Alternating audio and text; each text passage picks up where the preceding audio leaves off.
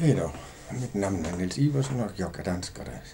Danska och svenska är nära släktingar och det är självklart jättestor betydelse för min relation med svenska språket. De flesta runt om i världen tror förmodligen att danskar och svenskar lätt kan prata med varandra. Vi kan också prata med endast om vi har lyssnat ganska mycket på varandras språk förut.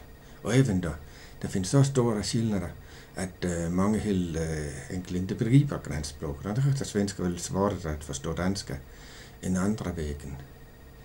TV och böcker har en viktig funktion, och jag har själv haft 3 svenska tv-kanaler under en mycket lång tid.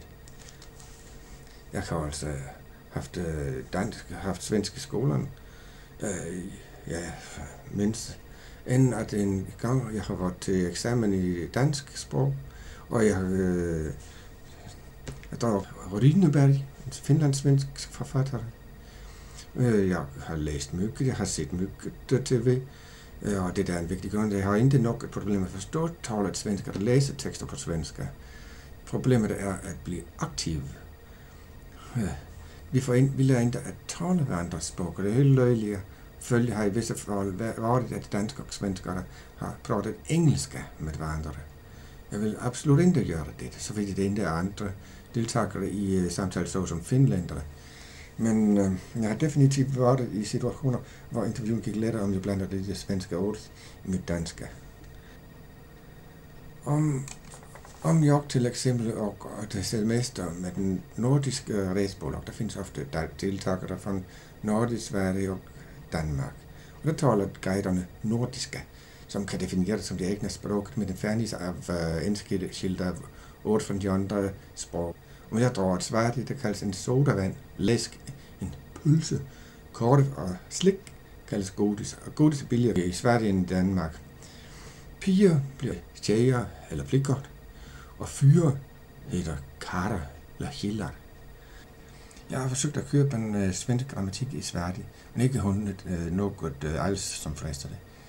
I Gyllendals röda serien är det ett tjockband svenska-danska, men inget danska-svenska. Jag har dock funnit den här svenska-danska ordboken langsamt svenska-tysk. Självklart är svensk lättare att lära för en danskare än sanskrit eller kinesisk. Sverige är alltså inte språkliga skäl som ligger bakom att jag inte alltid förstår svenskarna.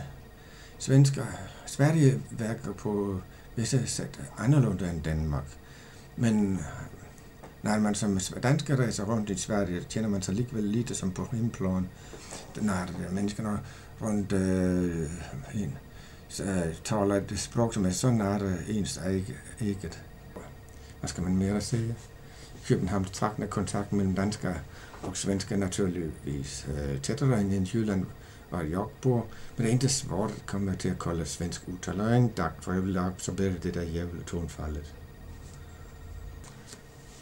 For me as a Dane, it is of course easier to learn to understand Swedish. I have had Swedish television for many years. I have had books, I've had magazines, I've traveled a lot in Sweden. So I have no excuse for not understanding Swedish, and as a matter of fact, it is hard to find anything in Swedish television or in Swedish printed media that I don't understand. You have to go to maybe a slang from the youngsters in Stockholm to find something that is outside my realm. But it's quite another matter to make Swedish an active language, and it may even be a problem that Danish and Swedish are so close, because you tend just to take your Danish and put some Swedish word inside it and then believe that is Swedish. It is not. If you go on a holiday with a Nordic travel company, then you will often find that there are guests from Norway, Sweden and Denmark on the same tour. And the guides try to accommodate everybody by speaking something called Nordic. That means they speak their own language, but they put in a couple of words here and there to make people from the other nations understand what they say, and it is not always easy to understand that. But that being said, I have tried, of course, to learn it. I have been writing copies, as I mentioned in one of my how to do videos in the former series, and I have been trying to find material about Swedish, and it has been surprisingly difficult to find a grammar for Swedish in Sweden. There may be something in English or German, I think, but not really anything relevant in any Nordic language, and that's because we all think it is too easy. It is not. There are a lot of differences. You can come some of the way by using Wikipedia and things like that, because people know that they have to learn something. On the other hand, dictionaries. There is a series called Gyldendals Røde, Gyldendals Red Dictionaries. There is a fat book in the direction Swedish to Danish, but nothing the other way. Luckily, I have found Swedish to Danish, Danish to Swedish in one book, also from Gyldendal, but in another series. And I have also bought a German dictionary, Langenscheid, which has got almost any combination of German and some other language. So I have found enough dictionaries for now, but it shows how difficult it is to find materials that are relevant about Swedish when you live in a neighbor country. Well, when I go to Sweden, I feel almost like at home, because we know the language so fairly well, and there are some Danes and some Swedes who are so bad at understanding each other's language that they resort to speaking English. I'm not going to do that if I can avoid it at any cost. That the only situation where I could see myself speaking English to a Swede would be if there is somebody outside in the discussion, for instance, somebody from Finland. That happens.